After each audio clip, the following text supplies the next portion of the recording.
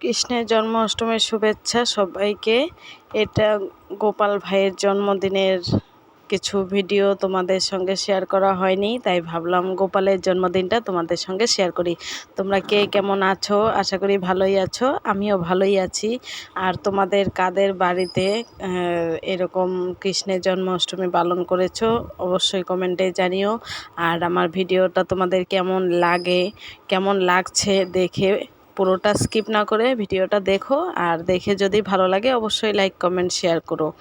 আর দেখো আমার গোপাল ভাইকে কিন্তু আমরা স্নান করিয়েছি সবাই মিলে। তারপর স্নান করিয়ে নতুন জামা পরিয়ে বসিয়ে দেব। আর সন্ধ্যাবেলা আমরা এই যে জন্মদিনের সব মোম ধরিয়ে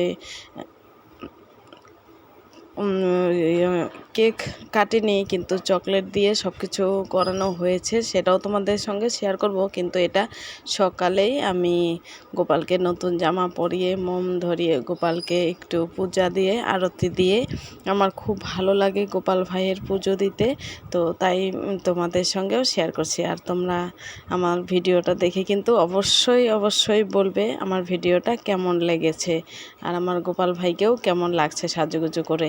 এই দেখো শাশুড়ি মা সব কিছু করছে গোপালের জন্যে, বড়া পোয়া যেগুলো জন্মাষ্টমীতে করতে হয় সেগুলো। তো তোমাদের সঙ্গে এগুলো শেয়ার করছি। তোমরা কিন্তু আমার ভিডিওটা স্কিপ না করে পুরোটাই দেখো প্লিজ, তোমাদের কাছে রিকোয়েস্ট। তো এই যে গোপাল ভাইয়ের স্নান হয়ে গেছে, তো এই দেখো এখন সাজুগুজু করে কিন্তু আমার গোপাল ভাই বসে গেছে আসনে। তো তোমরা দেখে বলো গোপাল ভাইকে কেমন লাগছে, তোমরা কিন্তু বলো কমেন্টে।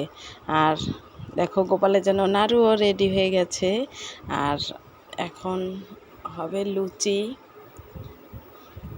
সুজি, বড়া, পায়েস, তালের পায়েস, তালের বড়া। এই কৃষ্ণের জন্মদিনে কিন্তু তালের সেটাই মেন, মানে তাল দিয়েই সব কিছু করতে হয়।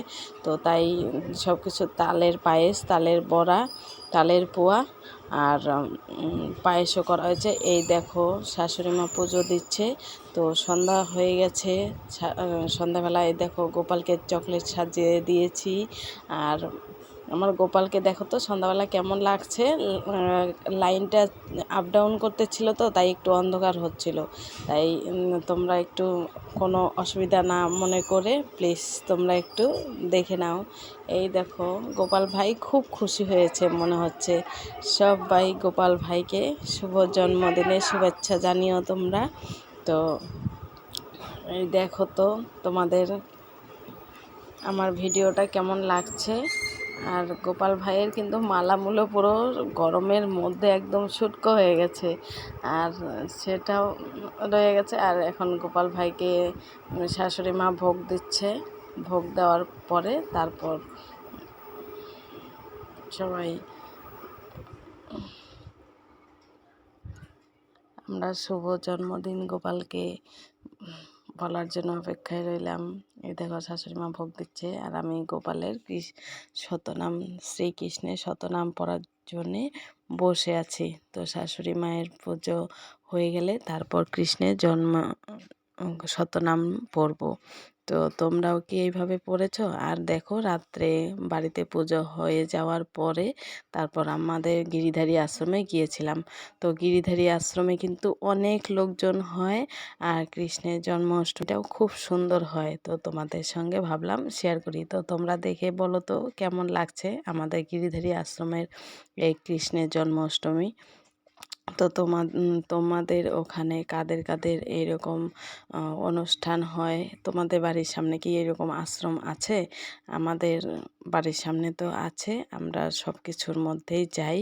তো তোমরা দেখো, দেখে তোমাদের যদি ভালো লাগে অবশ্যই কমেন্টে জানিও।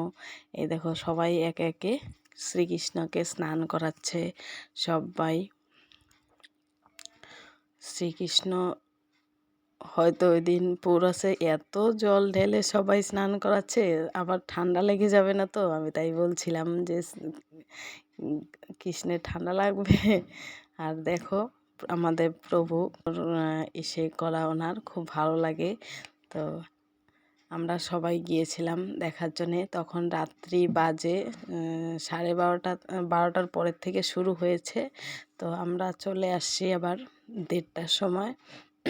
তখনও অনুষ্ঠান শেষ হয়নি, তো অনেক রাত হয়ে গেছে, তো তাই চলে আসছি। আর যেইটুকুন ছিলাম পুরোটাই তোমাদের সঙ্গে শেয়ার করলাম। তোমাদের কেমন লাগলো ভিডিওটা অবশ্যই কিন্তু জানাবে।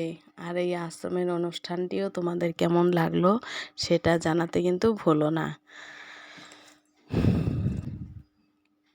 জয় শ্রীকৃষ্ণ, জয় শ্রীকৃষ্ণ, জয় শ্রীকৃষ্ণ। হরে কৃষ্ণ হরে কৃষ্ণ, কৃষ্ণ কৃষ্ণ হরে হরে, হরে রাম রাম রাম হরে হরে। জয় শ্রীকৃষ্ণ। সবাই বলো জয় শ্রীকৃষ্ণ। কৃষ্ণের জন্মদিনে কিন্তু খুব মজা হয়েছে, আমার তো খুব ভালো লেগেছে। তো আবার সামনে আসবে রাধার জন্মদিন, তো তোমরা দেখতে থাকো, দেখা হবে পরের পর।